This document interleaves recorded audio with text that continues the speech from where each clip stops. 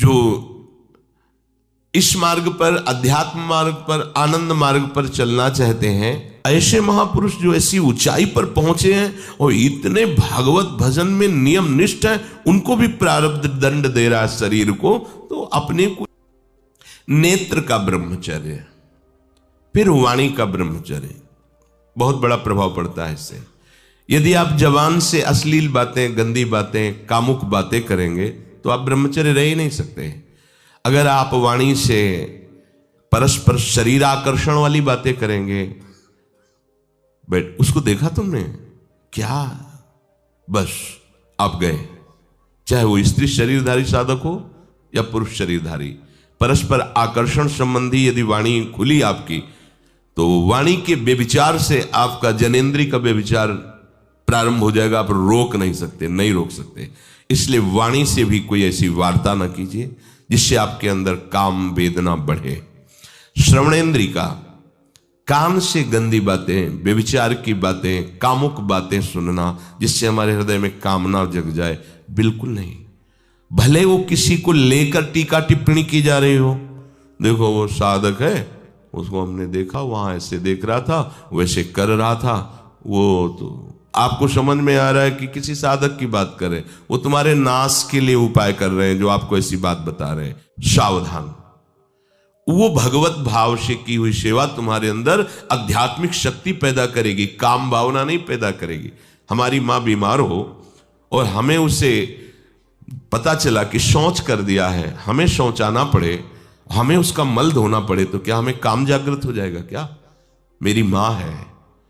हमारी बुद्धि कभी ऐसी नहीं होगी। आपका पिता है, आप लड़की हो, कोई दूसरा रह नहीं गया और वो बीमार है, आपको ऐसी क्या काम जागृत हो जाएगा क्या? अगर ऐसी सेवा में काम जागृत होता तो कोई नर्स ही अस्पताल में नहीं होती। हर सेवा उसको करनी होती है, नर्स को, चाहे वो स्त्री शरीर हो चाहे पुरुष शरीर हो, परस्पर विरोधी शरीरों की सेवा, पर कहीं काम थोड़ी जागृत होता है, क्योंकि उसको अपने सेवा धर्म से मतलब है। तो ये सेवा के समय इस सूत्र को न देखा जाए, पर ध्यान रखें, अत्यंत आवश्यक जहां आपके सिवा नहीं हो सकता, वहां अगर हमें ऐसा अवसर मिलता है कि सेवा उसे हो सकती है, तो हम पहले उसे प्रेरित करेंगे। और अगर ऐसा है कि अब कोई नहीं है, फिर हमारा परम धर्म जागृत हो जाता है परहित का। अगर हमारा कोई निंदा भी करे, कोई शरीर की भी हानि हो जाए, अब हम परवाह नहीं करते। परहित सरिस धर्म नहीं भाई, इससे बड़ा कोई धर्म नहीं है। पर ध्यान रखें, यदि कहीं मन को समझाना चाहिए, देखो अपने लोग उपासक हैं, हम जहां जहां आसक्त हो रहे हैं उसमें हमारे अब कछुनाथ न चाहिए मोरे, शांत हो जाता।